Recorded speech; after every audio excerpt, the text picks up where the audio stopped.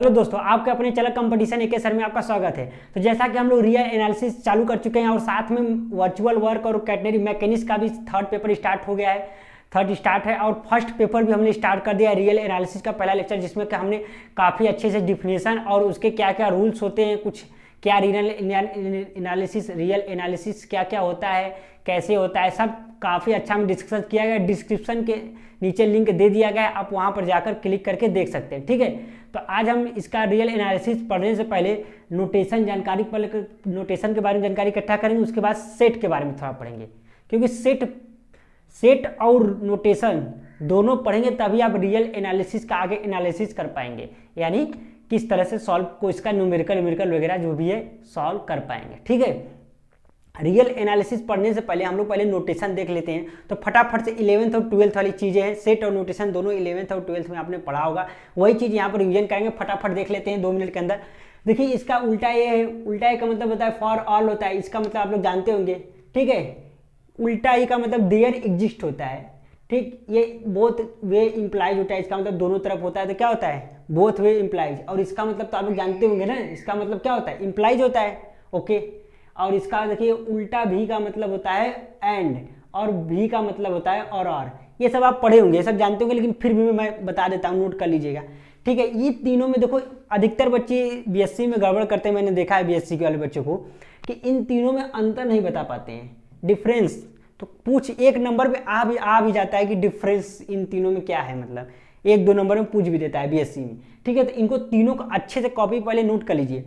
If A and B are 2 set, ठीक, कोई भी ए और बी क्या है 2 सेट हैं, सच that each element of A is also, मान लेते हैं कि मेरा ए और बी क्या है 2 सेट हैं, और such that each element of A is also in B.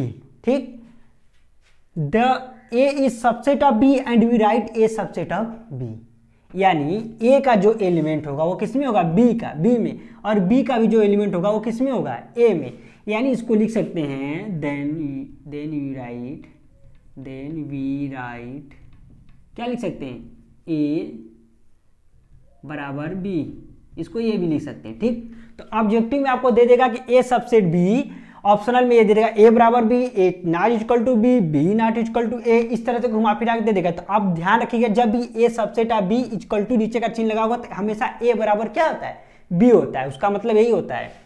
इसका देखिए मतलब ए बराबर बी नहीं होता है, इसमें घबराइएगा मत।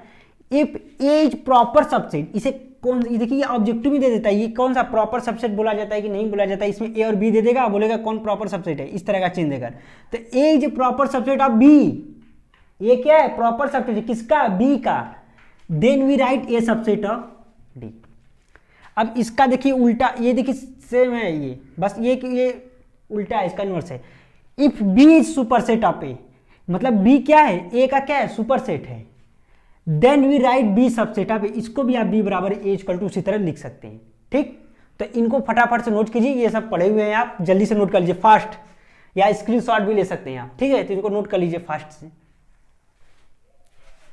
लगे तो इनको भी नोट कर लीजिए शायद। ठीक है, इनको भी लगे हाथ नोट कर लीजिए। क्या है यूनियन है, ए यूनियन 5 बराबर ए यूनियन ए बराबर ए यूनियन बी बराबर बी यूनियन ए।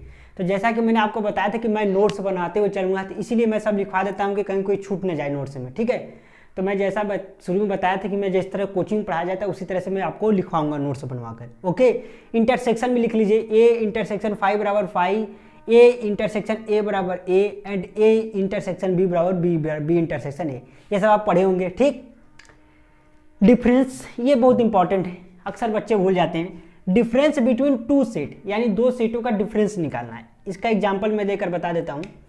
जैसे यहीं पर मैं एग्जांपल ले लेता हूँ, जैसे मान लेते हैं कोई सेट है ए बराबर 1 2 3 4 5, ठीक है, उसके बाद एक कोई सेट है बी बराबर 2 3 4। ओके, अब हमें ए माइनस बी निकालना है। तो ए के ऐसे एलिमेंट जो कि बी में एग्जिस्ट नहीं करते हो, कौन कौन से, 1 है, 1 इसमें नहीं है, 2 है, इसमें भी 2 है, नो नहीं लिखेंगे। ठीक है, 3 है, 3 है, नहीं लिखना है, 4 है, 4 है, नहीं राइट करना है, 5 नहीं है, 1 5। ठीक, तो ए माइनस बी निकल गया। अब नहीं ना भूलोगे, ए के ऐसे एलिमेंट जो बी में एग्जिस्ट नहीं करते हो, वही लिखना है आपको, वही a माइनस बी आपको होता है। ठीक, इसके बाद आते हैं हम लोग यूनिवर्सल सेट। यूनिवर्सल सेट आप जानते हैं कि यूनिवर्सल मतलब पूरा सेट आ जाएगा इसमें, माइनस इन्फिनिटी से -1 तक और फिर 0 से लेके इन्फिनिटी तक प्लस वाला और माइनस वाला सारा चीज़ आ जाएगा यूनिवर्सल में। ठीक, तो फटाफट से इसको भी नोट कर लीजिए, ये एग्जाम्पल लिखना होगा तो लिख लीजिए अपने से बनाकर। ठीक है, ये इसको इरेज कर दें, लिख लीजिए। अच्छा ठीक है, ये अलग अलग लिख लीजिए। ठीक, फास्ट से लिख लीजिए, खत्म कीजिए जल्दी से लिख के इसको। Bounded set of real number supremum infimum, बहुत इंपॉर्टेंट टॉपिक है, वेरी वेरी इंपॉर्टेंट टॉपिक है। इन तीनों टॉपिक को एक साथ में कराऊंगा अगले लेक्चर में। ठीक है, पहले बाउंडेड सेट पढ़ाने से पहले मैं आपको 2 और सेट पढ़ाऊंगा, लोअर और अपर सेट। उसके बाद इन सुप्रीमियम सेट पढ़ाऊंगा। सुप्रीमियम सेट में हमारा क्या आता है, इसका प्रॉपर्टीज में आपको पढ़ाऊंगा, और इन्फीमियम सेट के मैं पढ़ाऊंगा, उसके बाद साथ में प्रॉपर्टीज भी पढ़ाऊंगा। ठीक है, तो उससे पहले आप लोग जितने भी नोटेशन हैं जो मैंने लिखवाए हैं, जो फर्स्ट लेक्चर है उसको भी कॉपी पर नोट करके लिख लीजिएगा क्योंकि बीएससी में लिखने पर नंबर मिलते हैं।